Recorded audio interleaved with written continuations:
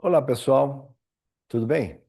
Retornamos aqui com a nossa última aula.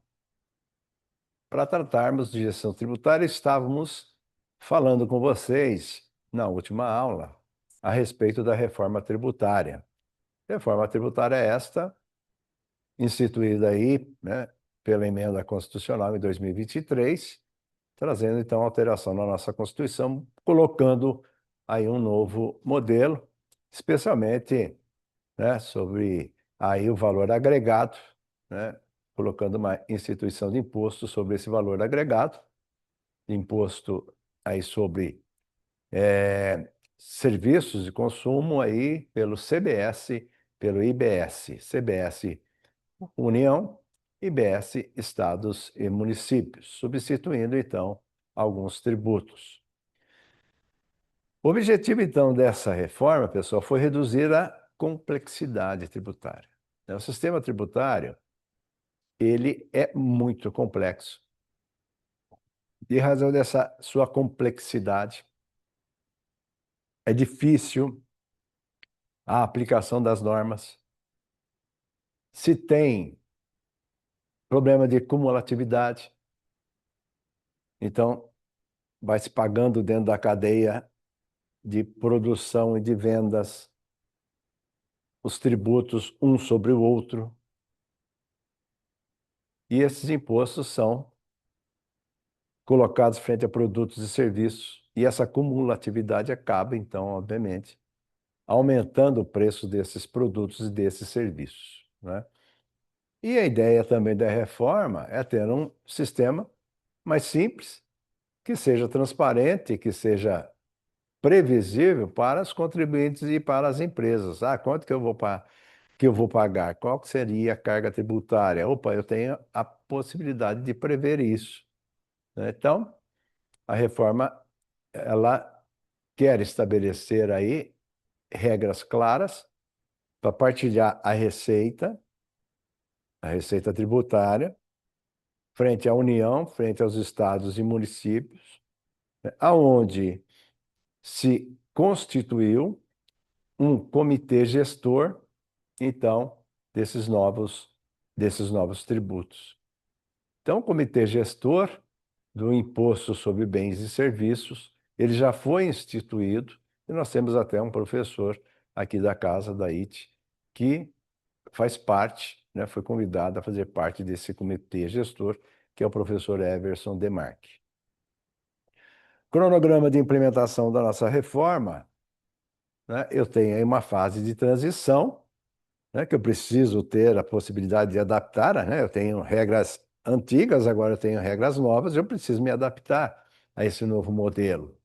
Então, nesse ano 2026, eu tenho aí a fase de testes, né, para as empresas aí se acostumarem, então, se ajustar a este modelo. E aí, em 2027, nós teríamos a início da cobrança efetiva do CBS, substituindo o PIS e COFINS. Depois, em 2029 em diante, o IBS, substituindo o ICMS e ISS. E 2033, fim da transição completa, extinguindo todos os tributos antigos aí do sistema de consumo.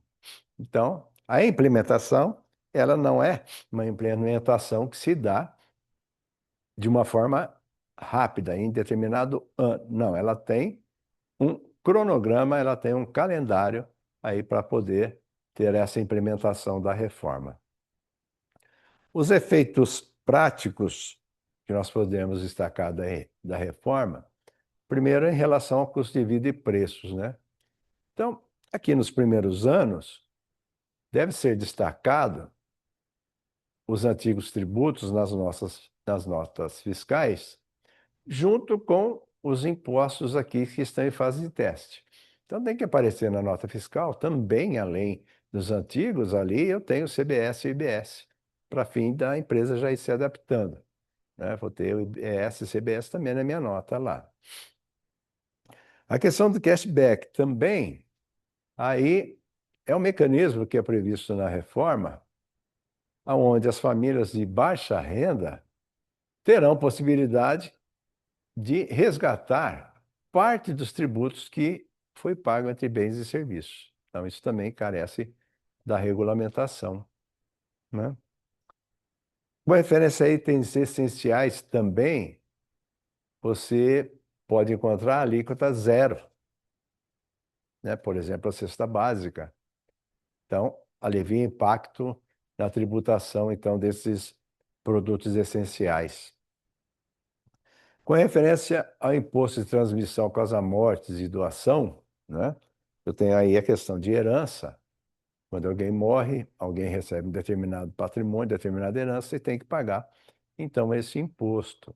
Também teve mudança na tributação de herança e das doações de bens, né? Então, debate sobre aumento da alíquota e base de cálculo, que pode, então, também afetar o planejamento sucessório. Então, temos que verificar como é que ficou, então, na prática, o ITCMD aí sobre, então, a herança e sobre a doação. Então, início da transição começou a ser aplicado agora em 1º de janeiro de 2026. Isso significa, então, que as empresas têm que destacar na sua nota o IBS e CBS, né? Mesmo nesse ano inicial, tem que destacar na nota.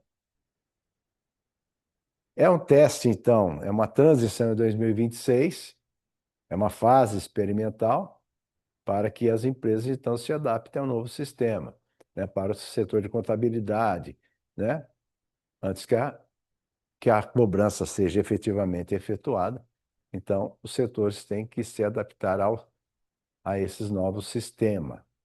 Esse destaque, pessoal, na nota, não significa aumento efetivo da carga tributária. Nesse ano, não, né? É apenas uma adaptação para um modelo novo, né? A alíquota teste, agora em 2026, segundo a regulamentação, o IBS é um percentual de 0,1%, né? O percentual, então, inicial de teste. E a CBS, 0,9%. Então, são simbólicos esses percentuais, né? Se nós somarmos 9 com 0,1, vai dar 1% ali. Então, são simbólicos, funciona como uma referência inicial aí para bens e serviços criados, então, pela reforma, a fase de adaptação.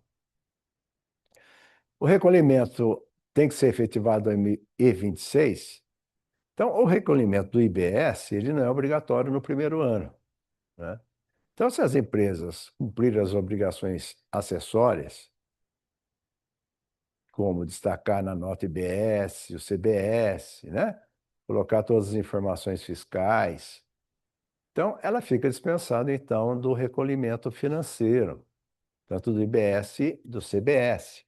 Não precisa pagar o tributo esse ano, obedecendo às regras do cumprimento, então, apenas das obrigações acessórias. Agora, se porventura determinada empresa acabar recolhendo IBS ou CBS esse ano, os valores que são pagos podem ser compensados com débitos do PIS e COFINS, né? Aí no caso lá do CBS. E se houver saldo credor, pode ser usado como crédito em outros tributos. Perfeito? Eu posso, então, fazer a compensação com outros tributos, né? Ou eu posso também requerer o ressarcimento daquilo que eu paguei dentro do período de 60 dias. Essa é a regulamentação a respeito desse momento de transição. Então, na prática, em 2026, as empresas não sentem impacto tributário imediato do IBS, a cobrança está em fase de adaptação e pode ser dispensada. O foco em 2026 é apenas adaptar o sistema, os processos, os relatórios fiscais, né, para que gradualmente até 2033 esteja todo mundo preparado, né, e recolhendo corretamente esses novos tributos. Então, a partir de 2026, 27, perdão, o IBS começa a ser cobrado de forma efetiva, excluindo determinados tributos antigos, né? Até que as suas alíquotas de base de cálculo vai se consolidar definitivo. Então, eu tenho até lá 2033, né? O impacto geral da reforma em termos assim de período de tempo. A alíquota, então, do CBS, ela foi fixada em 8,8%. Né? Foi fixada aí e é aplicada a partir de 2027. Né? Esse ano, relembrando, a alíquota de teste é 0,9 do CBS, né? Isso que é o que vai substituir o PIS e COFINS, mas a alíquota foi fixada em 8,8. Então, gradualmente, será aplicado até chegar em 8,8. Então, em fase de teste, ela é 0,9 e o IBS é 0,1, que dá 1%. Então, nessa fase de teste, né? CBS ele não é cumulativo, né? Pode ter regime diferenciado para setores específicos, e vai ser implementado, então, até 2033. Então, preciso verificar determinados setores, né? Vou fazer os meus ajustes, uma verificação, né? Simples nacional, lucro presumido, lucro real, e vou verificando, então, os regimes de tributação diferenciados pelos meus setores específicos, porque a CBF, ela vem a ser implementada gradualmente, então, até 2033. Ao lado do CBS e ao lado, então, do IBS, também nós temos a criação do imposto seletivo, né? É um tributo adicional àquele, então, CBS e IBS. Então, aqui, a incidência do imposto seletivo é sobre produtos que geram aí negatividade no campo, então, do meio ambiente, né? Então, é o pensamento que tem de seletividade lá do IPI também. Quanto mais essencial o produto, né, eu teria uma alíquota menor. Aqui é situações negativas que podem ser geradas, por exemplo, cigarro, bebida alcoólica, refrigerante, né, combustíveis fósseis. E as alíquotas, então, será diferenciada em razão do grau de nocividade, né? Então, o veículo elétrico, por exemplo, ele teria assim uma tributação menor do que o veículo a combustão. Então, verificando a seletividade, então, né, qual que seria as externalidades negativas desses produtos e estabelecer, então, alíquotas diferenciadas em relação ao grau de nocividade, né? Os produtos que estariam aí sujeitos a esse imposto, você tem, primeiro, tabacos e derivados aí, então, cigarro, charuto, né, similares, aqui teria uma alta tributação por ser nocivo à saúde. As bebidas alcoólicas também, cerveja, vinho, destilados, né, bebidas de teor alcoólico elevado, também entraria aí. As bebidas açucaradas, adoçadas, refrigerantes, né, similares, né, sucos aí, por seu impacto na saúde também, as doenças no metabolismo. Os veículos automotores, que eu falei para vocês, né? Então, eu tenho aí veículo a combustão, alto índice de emissão de gases. Também eu teria aí uma tributação diferenciada. Embarcações e aeronaves também, produtos com impacto ambiental significativo, né? Então, tributado segundo o critério de sustentabilidade dessas embarcações e dessas aeronaves. Também, uma referência aos bens minerais, por exemplo, ferro, petróleo, né, que não são exportados. Então, fica aqui, então, tem grau de nocividade, né? Então, aí, se for exportado, não, mas aqui não sendo exportado, fica aqui. Então, aqui teria esse imposto seletivo, né, com uma alíquota maior do que os outros, né, mais essenciais. Serviço relacionado à loteria também. Eu tenho aí a questão de entretenimento de jogos, né, que pode ser colocado também aí dentro dessa seletividade. Bom, a lista aí que eu tenho, então, das atividades, né, desses produtos, eu tenho, então, lei complementar e regulamento, né, que pode ser ampliada a relação, pode ser ajustada conforme aí o tempo, né? Então, critérios técnicos, políticos, vai me indicar o que é essencial, o que é prejudicial, para poder estar dentro desta lista, né?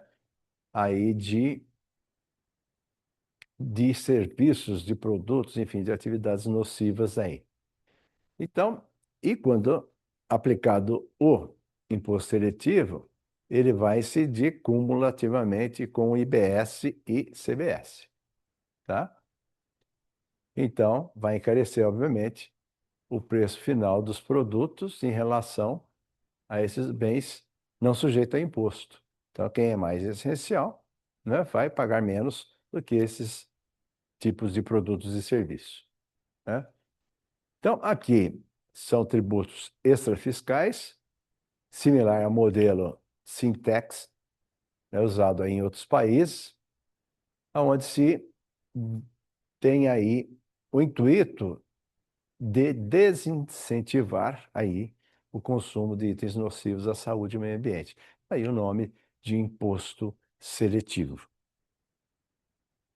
Aqui vou apresentar para vocês uma taxa comparativa aqui de produtos sujeitos a esse imposto seletivo.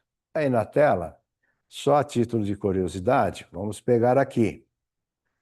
Antes de 2025 e depois após a reforma de 2027 em diante. Se eu pegar aqui a questão do cigarro, olha, vamos pegar aqui 2025. IPI 18%, ICMS 18%, PIS e COFINS 9,25%. Alíquota efetiva de 45,25%. Após a reforma, de 2027 em diante, vamos pegar o CBS de 4%, o IBS de 12% e imposto seletivo de 27%. A alíquota efetiva após a reforma, 43%. Então, se eu tenho um produto aí de R$ 100, né, eu pagaria 43 de tributos. E o preço final desse produto sairia 143. Vejamos a questão aqui da cerveja. IPI 10%, ICMS 18%, PIS e COFINS 9,25%. Estaria dando 37,25%.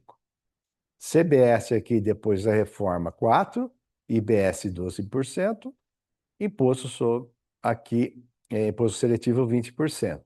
E nós teríamos 36% ao invés então de 37,25%. Refrigerante e bebida açucarada. Se eu aplicar IPI, ICMS, PIS, COFINS existente hoje, 37,25%. E se eu aplicar CBS, IBS e imposto seletivo, a partir de 2027 ficaria em 31%. Né? As embarcações e aeronaves, hoje nós temos um agregado aí de 52,25% de alíquota efetiva, e após a reforma, somando CBS, IBS e imposto seletivo, 31%. Então, a diferença é significativa aqui de redução. Minério de ferro, também eu tenho uma redução aqui. Somando os tributos IPI, ICMS, PIS, COFINS, 37,25%. E depois da reforma, em 2027, CBS, IBS e imposto seletivo, 26%, também uma redução de 11 pontos percentuais aí. E depois, com referência a jogos e apostas, loterias, que se paga apenas PIS e COFINS, 9,25%, aqui tem um aumento significativo, porque entrará CBS, IBS e imposto seletivo, que vai dar 26%. Ok? Então, uma tabela comparativa para que vocês possam visualizar na prática, então, efetivamente, como está e como ficará essa tributação dos impostos seletivos. Calendário, então, sintetizando, calendário da reforma, 2026, ano de teste do CBS e IBS, sem implantação do imposto seletivo. Em 2027, já começa, então, o imposto seletivo, que vai incidir, então, sobre os bens e serviços nocivos aí à saúde e ao meio ambiente, né? Então, uma lei complementar para definir a seletividade. E depois, de 2033, prazo final da reforma, quando o novo sistema vai estar implantado efetivamente, completamente, com o CBS, IBS e o imposto seletivo, e dando lugar aos demais que serão extintos. Ok? Em síntese, aqui falamos de gestão tributária, pessoal.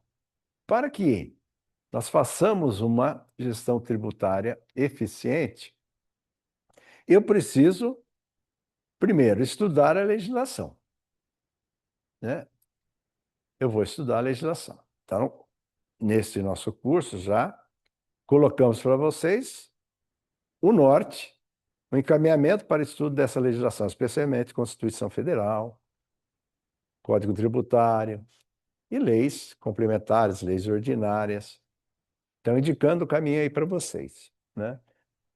Precisamos fazer uma análise da situação. Então, vou mapear o faturamento, a margem de lucro da minha empresa, né? Vou verificar a estrutura da nossa sociedade, a localização da empresa, para que depois eu possa verificar, né, os tributos que serão aí colocados sobre o faturamento, sobre o lucro, e eu vou verificar, então, aí o meu regime tributário, né? Se eu adoto o simples, o presumido, né, pelo lucro real, e vou fazendo as simulações, né, em cima da legislação que eu estudei. E nessa legislação eu posso encontrar ali isenção, redução fiscal. Verificar também o fluxo do caixa, né? Monitorar os pagamentos da minha empresa, o balanço patrimonial, né? Identificar o melhor momento para investir também. Então, tudo isso aí atrelado a uma gestão tributária que seja eficiente. Então, por exemplo, estudando a legislação, você observa que você poderá, então, pagar o tributo em razão de uma locação. Perfeito. O valor da locação entraria ali e poderia comprometer em razão do valor que está entrando para pagamento, então, do imposto de renda. E aí, você fazendo uma gestão tributária, você verifica que você tem, por exemplo, a sua esposa, que é detentora de 50% do patrimônio também, e poderia fazer aí a divisão, né, dessa alocação, 50% para ela e 50% para você, e não o valor integral para você. Você estaria fazendo uma gestão tributária, né, dentro do que a lei lhe permite, que é chamado, então, de elisão fiscal, né? Monitorar constantemente, né? Eu tenho revisado o planejamento, né? A lei pode mudar, o negócio pode crescer, e eu preciso ajustar. Às vezes estou lá como MEI, já não posso ser mais enquadrado como MEI. Vou para ME, depois vou para EPP. Então, eu preciso verificar o crescimento do meu negócio, fazer os ajustes, né? Verificar se não houve modificação na lei, né? Aí é necessário também ter profissional especializado. É necessário, para fazer esse planejamento, né, para reduzir, então, o custo tributário, que é o tema elisão fiscal. Elisão fiscal é o planejamento tributário, dentro que a lei permite você pagar menos tributos, né? Aumenta a sua competitividade, né? Coloca aí conformidade legal, que é compliance legal aí, né? E evita, obviamente, autuações, multas, aí se eu fizer um planejamento eficaz, planejamento tributário eficaz. Mas eu preciso, obviamente, conhecer os caminhos aí, né, de legislação e também de uma parte contábil, especialmente, para fazer esse planejamento eficaz. Então, eu tenho que me tornar um profissional especializado ou ter em minha empresa um profissional dessa ordem. Ok, pessoal? Então, encerramos por aqui o nosso estudo, colocando então o norte para vocês a respeito do nosso sistema tributário, da nossa legislação tributária, né, para que, conhecendo, vocês possam então fazer um planejamento tributário dentro das vossas empresas. Ok, pessoal? Fique com Deus e até a próxima.